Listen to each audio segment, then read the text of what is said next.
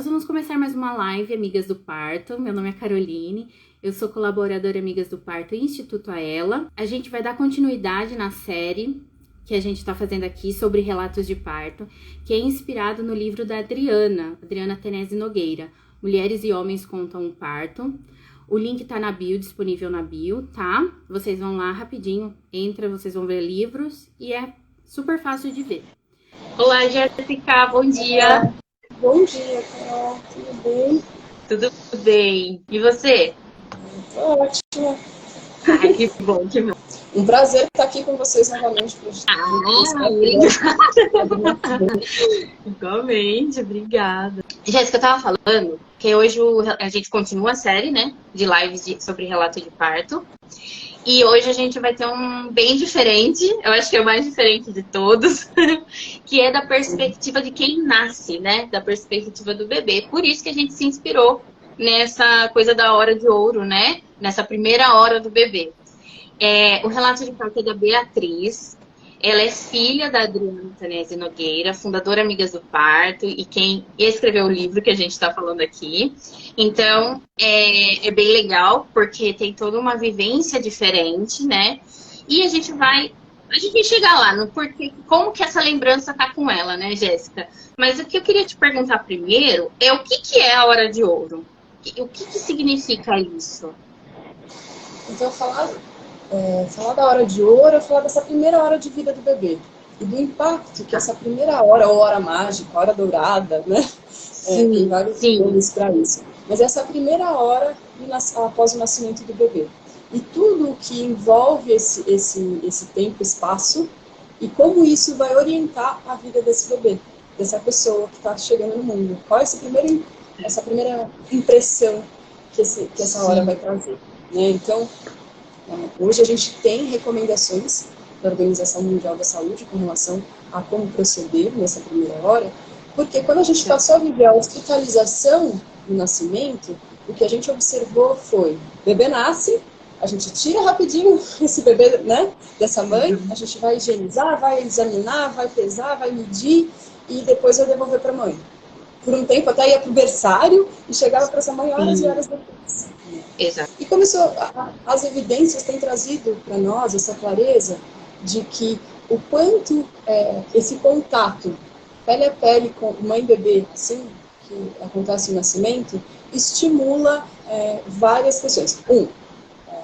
Libera uma série de hormônios que dá uma sensação, que mantém esse vínculo nessa transição intermundo, né? Então, esse bebê ele saiu de um lugar que ele está quentinho, protegido, nutrido o tempo todo, né? E aí ele passa para um mundo ali com uma luz na cara dele, que tem uma diferença de temperatura, que esticam ele, puxa e tal. Então, não, a gente fazer essa transição com suavidade, de trazer esse aconchego, libera uma série de hormônios que propiciam esse vínculo.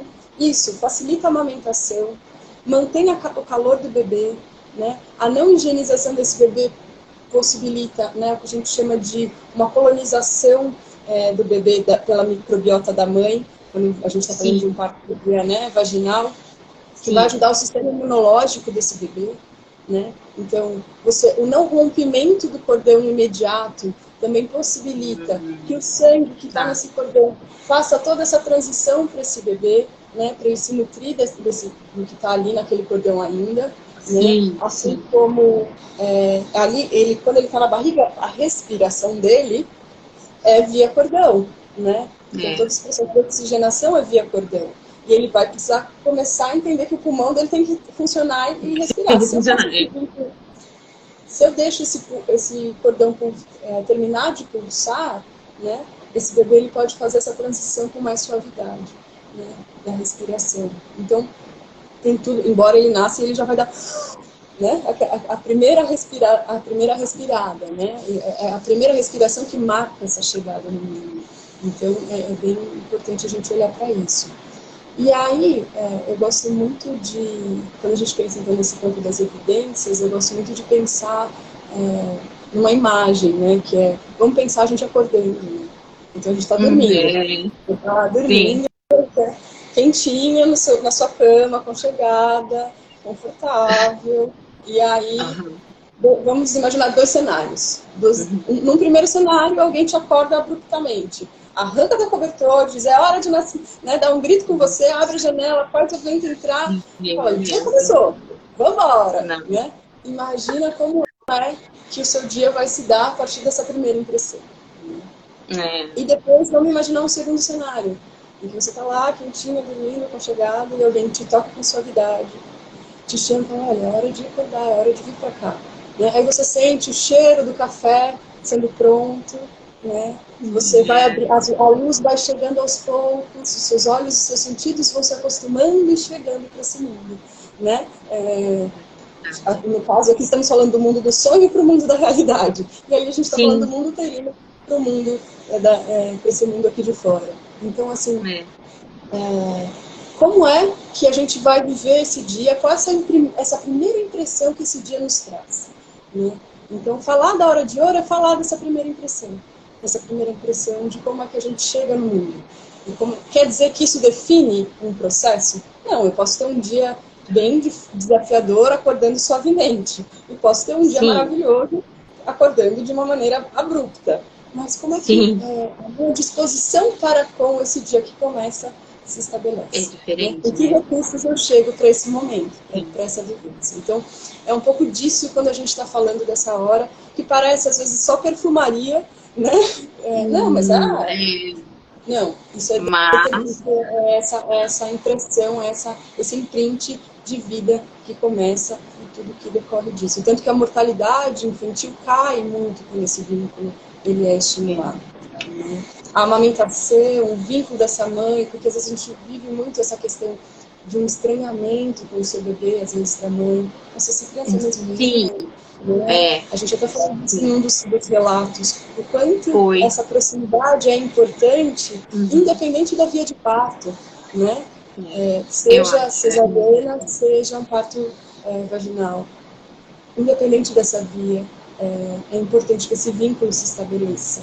Né? A única contraindicação para esse não vínculo imediato ser estimulado assim que o bebê nascer é quando a gente está falando de um problema respiratório apresentado pelo bebê. Né? Um prematuro com problema respiratório. Mas uma prematuridade sem problema respiratório, sem problema nenhum. Né? Daria um E aí é importante até a gente pensar num detalhe nisso tudo, que é a diferença ainda, voltando àquelas 2 imagens que eu trouxe sobre o despertar. Né? Qual é a diferença de quando alguém te acorda, de quando você acorda naturalmente, porque o seu corpo está pronto. Isso a gente pode falar sobre o agendamento de um parto e a entrada. Também. Faz toda. Imagina, faz toda a diferença. Porque o início de um trabalho de parto, quem desencadeia é a prontidão do bebê. É a maturidade desse pulmão desse bebê que vai fazer a liberação hormonal, que vai desencadear o trabalho de parto. Então, a gente precisa... É muito nítida no nosso corpo quando a gente pensa assim, né? Nossa, quando a gente acorda com alguém nos chamando, uma demanda externa, alguém nos dando tempo externo de acordar, de nascer, e quando isso é um processo de maturidade do corpo, um pedido do corpo, o seu ser se expressando no mundo mesmo já. E aí, nesse sentido, é que o depoimento da Beatriz é tão interessante, né? Sim. Porque nisso que a gente fala, na maioria das vezes, a gente fala desse olhar de fora, de quem está de fora. Né? A tentativa de fazer essa imagem que eu trouxe é exatamente a gente conseguir se colocar, muitas vezes, nesse campo de consciência do que é viver isso. Né? E a Beatriz vai trazer isso para a gente a partir de uma memória que ela traz. E isso é bastante... A Adriana né? faz um comentário, né, sobre essa lembrança. Como que está no livro, né? Esse trecho que ela faz esse comentário explicando como que essa lembrança ficou com ela e da onde que vem essa lembrança, né? Sim. Até eu acho que é legal a gente começar isso lendo alguns trechos, né? Dessa nota da Adriana, do porquê que ela trouxe um relato de parto, porque é o único de todos os livros de relato que eu já li, que eu já escutei, é o único relato na perspectiva de um bebê. Né? E aí você fala, nossa, mas é possível lembrar disso? Como é que a gente tem memória disso? E aí a Adriana vem trazendo traz uma nota junto com esse relato, e eu vou ler alguns trechinhos, assim. Então, ela começa dizendo, assim, que ela estava almoçando um dia com a Beatriz, filha dela, e a Beatriz começou a trazer algumas imagens para ela do nascimento. E isso foi uma surpresa super feliz para ela, assim, ela ficou super emocionada por ver a correspondência de algumas coisas que ela não havia contado para a Beatriz, né? Então, e aí ela vai falar, nossa, alguns se perguntarão, como é possível que uma criança recorde de eventos tão distantes quando ela sequer possui estrutura psicológica, chamada ego, para gravá-los? É uma boa questão que merece estudos aprofundados. Mas vou tentar explicar aqui brevemente. E aí ela começa trazendo algumas ideias, e ela vai puxar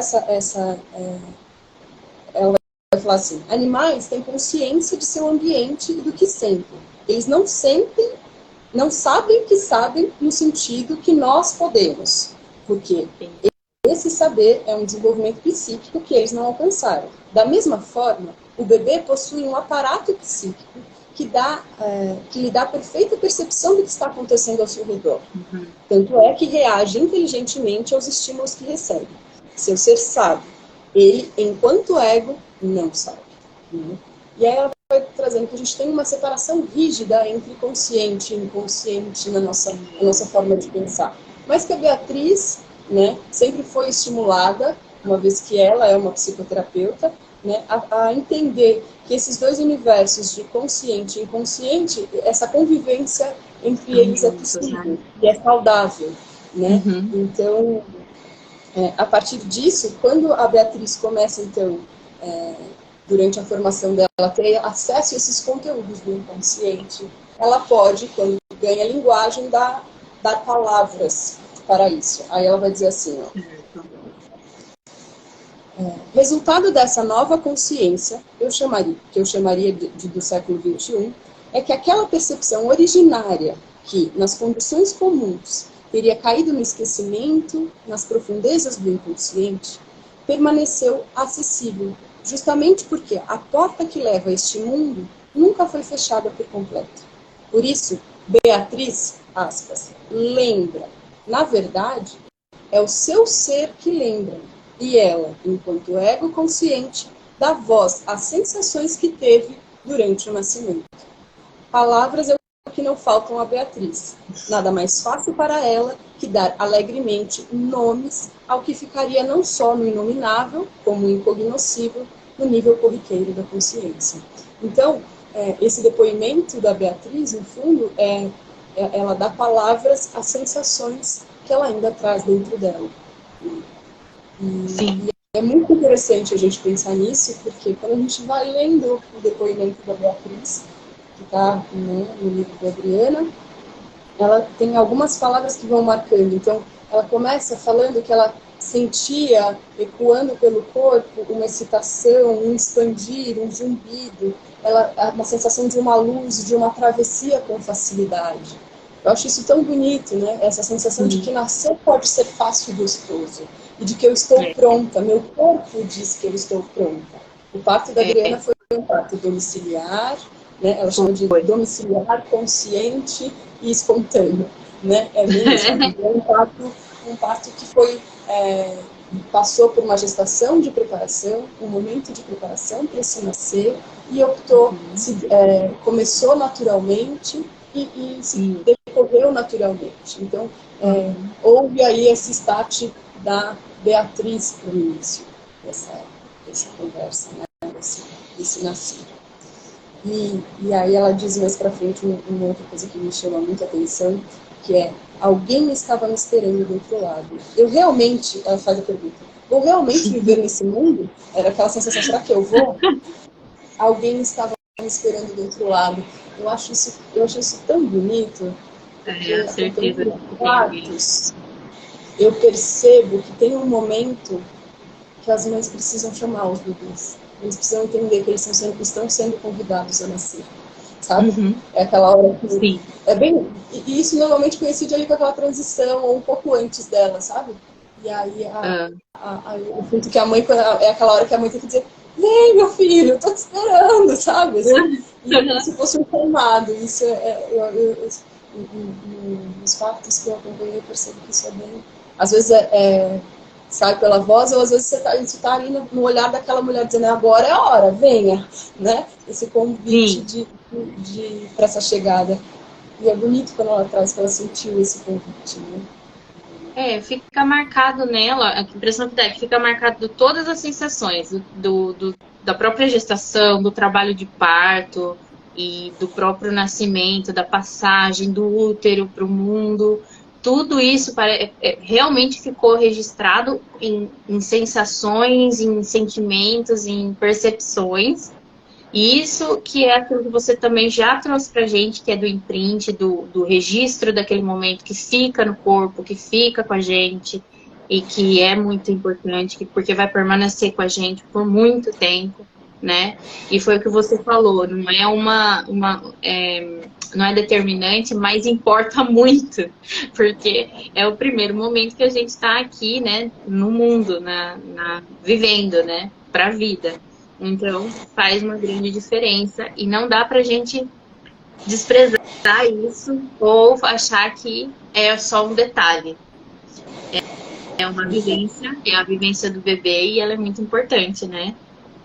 Sem dúvida, sem dúvida. Tanto que ela vai trazendo, depois desse chamado, ela diz que ela teve uma sensação de que ia dar tudo certo, assim, que ela ia sair triunfante, ela fala assim, do processo, que ela era o momento da vitória, né?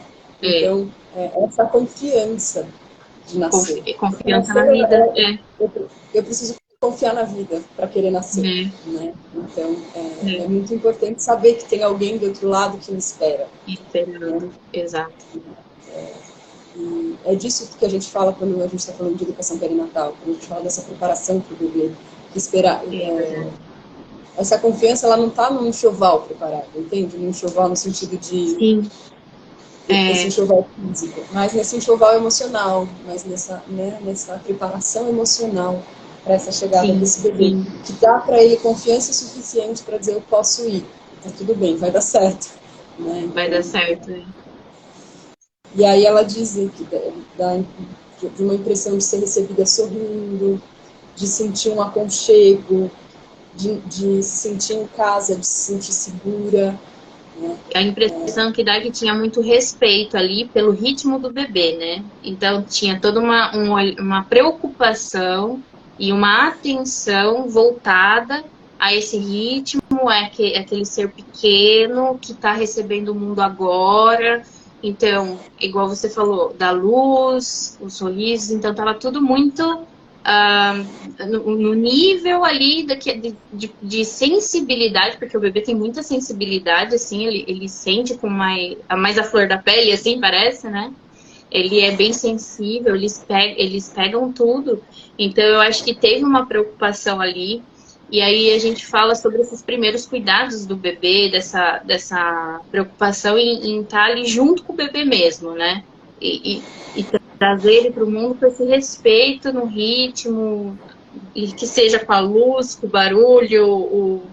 Aí você também falou da amamentação, que é o contato pele a pele, preservando isso, esse primeiro contato com a mãe. Então, tudo isso precisa ser levado em consideração e ser lembrado, né? Você desconectou? Não. Não? A sua imagem tá congelada. Congelou.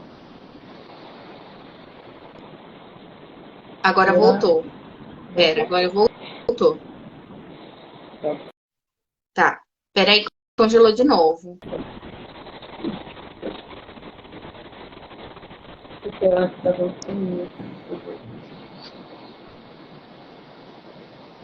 Aí. Minha conexão parece. Deus, olha, congelou mais uma vez. Voltou. Agora você tá aí. Para mim a conexão parece normal, mas qualquer coisa você me avisa. Tá, eu vou te avisando, sim. Mas então, a gente falava sobre todos esses cuidados, exatamente, Carol. a importância desse vínculo ser contínuo, de colocar esse bebê perto desse abdômen da mãe, para ele sentir esse calor, para ele sentir esse cheiro da mãe, para ele ouvir a batida do coração que ele ouvia lá dentro, né? Enquanto essa transição mundo fica mais suave, enquanto esse jogo hormonal permite que o leite desça com mais facilidade, que esse bebê então seja estimulado a sucção com mais tranquilidade. Tudo isso compõe esse primeiro nascer, né? Esse primeiro momento do nascer, né? Essa primeira hora. E é muito bonito, porque a Beatriz vai trazendo no depoimento dela exatamente isso, né? Eu sabia que era ela, corpo quente e confortável. As palavras que ela vai encontrando para dar nome a essas sensações, porque esse bebê é só sensação, né? Esse corpo é verdade. por ainda não pensa, é só essa sensação. Essa é a linguagem que ele está recebendo de acolhimento para o mundo.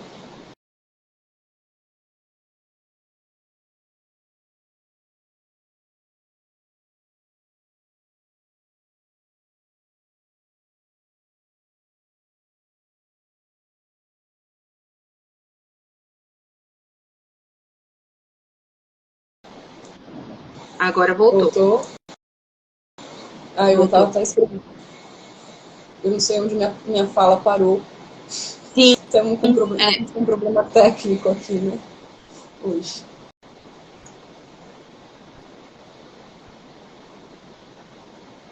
Voltou? Você tá ouvindo? Você tá vendo eu? Agora eu estou. Tá. Onde que parou a minha fala que interrompeu a transmissão, Carol? Me citou aqui. Eu não lembro. Também me perdi. Tudo bem. Então, a gente falava aqui sobre o depoimento da Beatriz e sobre esse corpo do bebê que é só sensação. Então, a linguagem que a gente acessa a ele para dar boas-vindas tem a ver, né, com esses sentidos todos, todas essas sensações que a gente vai proporcionar para esse bebê, com uma luz amena, mais tranquila, com a continuidade do calor, com esse cheiro da mãe, com esse som do coração da mãe, né, com esse calor do corpo que ele está acostumado, que era o que o envolvia nesse momento. É isso que dá esse aconchego e essa impressão para essa vida que começa. Né? E essa é a primeira impressão da vida. Né? No outro a gente fala que para termos novos seres humanos, a gente precisa de seres humanos amorosos, respeitosos, precisamos também trazer essas informações para eles quando eles nascem. Verdade.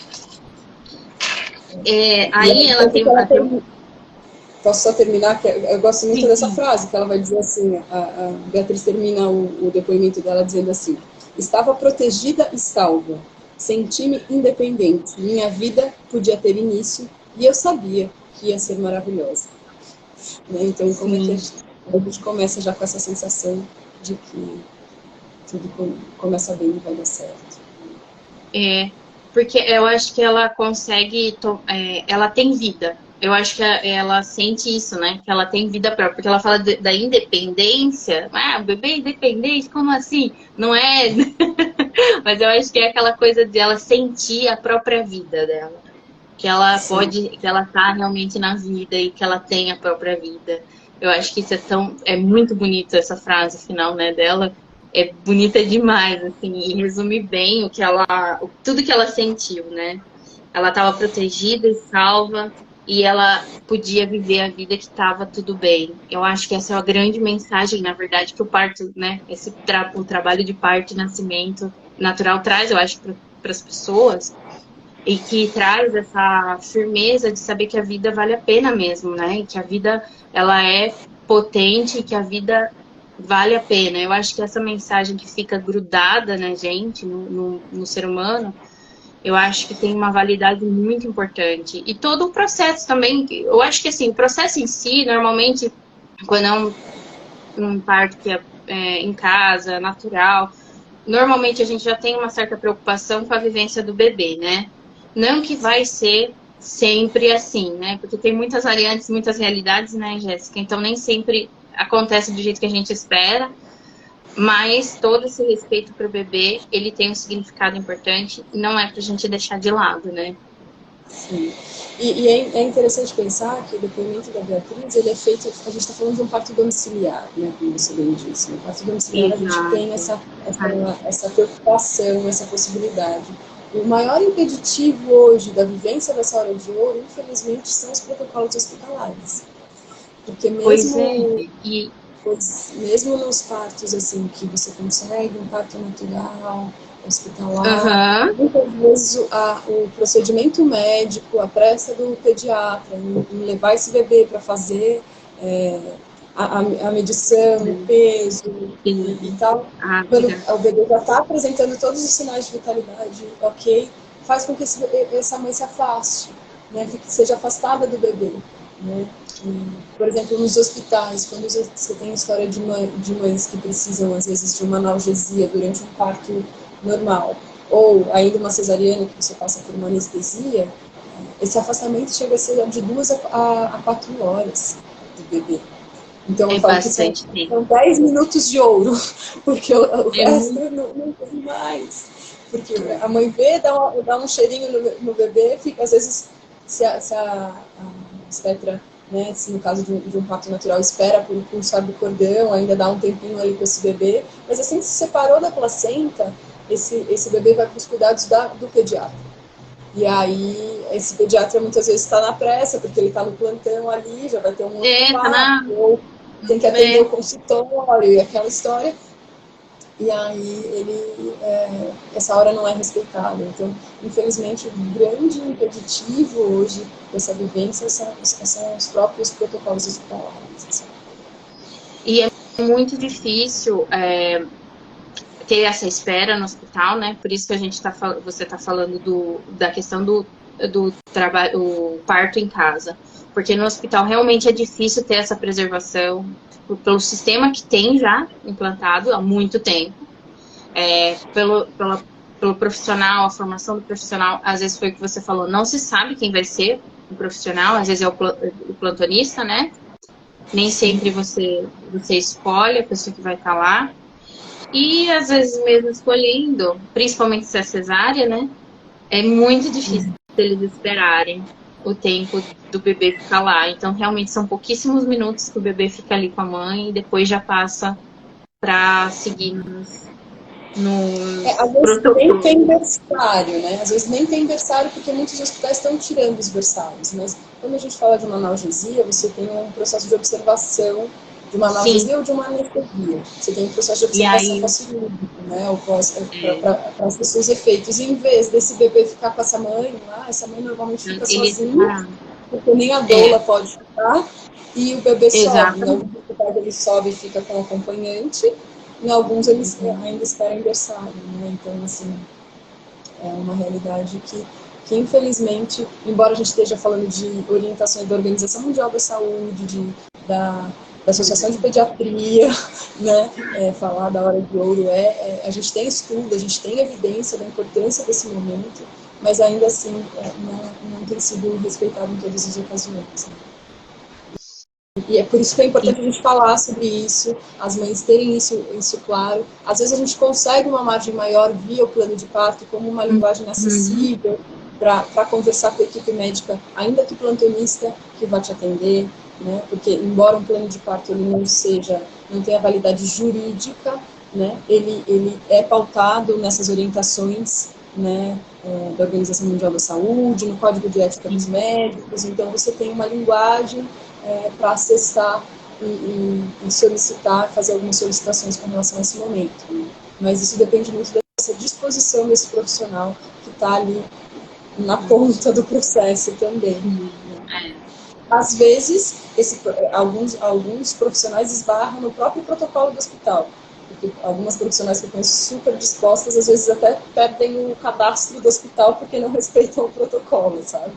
Então, sim. É muito delicado. A gente tem toda a mudança estrutural, né? Ela não é individual. Eu acho que a gente vai fazendo esses movimentos, a tomada de consciência, o que é possível fazer é importante, a posse dessas informações é necessária, mas assim, a saída é conjunta. A gente precisa ter essa dimensão também, porque senão a gente esbarra nesse sistema que vai falar, não tem como fazer, não. A gente precisa que profissionais vejam isso de uma maneira, que as instituições passem a ver isso de outra maneira também. E a gente tem que olhar para esse cenário com a realidade, como as coisas realmente acontecem, para a gente também ter consciência, que foi o que você falou. É importante saber para poder também escolher aquilo que faz mais sentido, né? E eu acho que quando a gente passa pelas coisas sabendo mais ou menos como vai acontecer, a gente consegue ter mais autonomia. Difícil é quando, às vezes, é pego de surpresa. Então, no acompanhamento da gestação, esse é uma coisa importante de se olhar também durante a gestação e essa preparação de entender como que o bebê, o que vai acontecer, né? Mesmo se for planejando um parto normal e acontecer uma cesárea, sempre é bom a gente entender como que as coisas podem acontecer. Conhecer o protocolo do hospital, né? É bem importante fazer visita ao hospital, entender o protocolo do hospital, como que é, tem berçário ou não tem berçário, qual é a conduta do hospital com a mãe, com o bebê. Isso pode ser determinante de uma escolha, porque ainda que seja, quando é particular, você tem algumas opções, né, de hospital, normalmente. E quando é SUS, você também, às vezes, tem mais de uma opção, né? E muda de hospital para hospital, porque depende do profissional que está ali. Isso foi determinante. A minha primeira filha é mineira por isso, assim, eu estou falando de Bragança Paulista, São Paulo, mas a minha primeira filha é mineira porque os hospitais daqui, quando eu fui procurar tentar saber dos protocolos, eu fui tão mal recebida. E, assim, uma desinformação, me trataram de um jeito tão assim, você peça para a sua obstetra encaminhar uma carta para o chefe da obstetrícia para poder... Eu olhei e falei, mas se eu estou aqui, calma, e ela está me tratando desse jeito, imagina quando eu estiver em meio de um trabalho de parto. Como é que essa instituição vai me tratar? Eu falei, aqui minha bebê não vai nascer. E foi assim que eu decidi ir para a Extrema no meu primeiro parto. Eu cheguei lá e falei, bom, beleza, aqui eu vou ter... Entendi, eles me receberam, me mostraram as acomodações, me falaram sobre os procedimentos, e eu tinha uma equipe contratada de fora que falou, não, aí a gente tem liberdade de trabalhar a partir dos princípios do que a gente combinar aqui, que você quer para esse momento. Falei, então vai ser aqui, beleza, a gente vai para a Extrema, peguei uns 40 minutos de estrada e cheguei ao local do nascimento. Né? Muito legal você falar isso, dessa recepção do hospital e de prestar atenção nisso também. Que não é pra gente deixar de lado, né? Nada que a gente percebe é pra gente deixar de lado. E isso daí é muito importante, essa percepção. Se você tá indo lá conversar sobre uma coisa tão simples, que é conhecer o hospital, né? Que é prestar atenção nessa recepção e como o hospital tá te recebendo, te acolhendo ali no momento, é muito importante, porque a gente já vai ter noção de que tipo de procedimentos, de como que anda as coisas por ali, né? Como as mulheres são vistas, né? Como alguém que está ali, porque eu lembro que a pergunta que me fazia, falava, mas você é profissional da saúde? E na época eu não era da Holanda, eu falei, não. Eu sou uma mãe usuária desse serviço e quero ter informações sobre o que está acontecendo aqui. Né? O que vai acontecer com o meu bebê quando ele nascer, o que vai acontecer comigo quando eu passar pelo parto. Né? Não, meu bem, não é assim que funciona aqui. Chegou uma hora que você percebe, não é assim que funciona aqui, então talvez esse não seja o meu lugar. Né? E fui atrás de de um outro hospital, né? Fui a outros aqui em Bragança, mas por conta da equipe eu optei por ir para a Extrema, assim, porque é isso. O profissional também muda tudo, né? Nessa hora, como a gente estava falando. Jéssica, você queria acrescentar mais alguma coisa sobre a hora de ouro? Não, acho que é isso mesmo. Acho que a gente passou pelos pontos principais, o que ela é, o que ela significa, como isso vai trazer essa primeira impressão de vida para esse serzinho que chega, o quanto isso também é uma necessidade da mãe, né? Eu acho que isso talvez a gente tenha falado um pouco, mas assim como esse bebê precisa dessa mãe, essa mãe precisa desse bebê.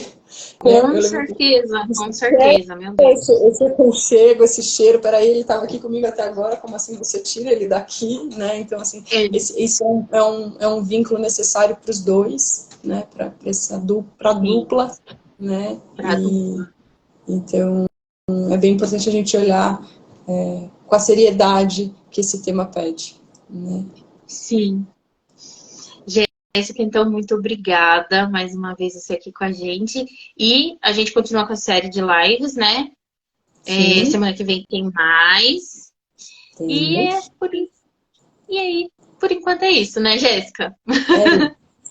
Muito obrigada pela presença de todas aqui. Se vocês tiverem perguntas, temas que de repente interessem, por favor, façam contato com a gente.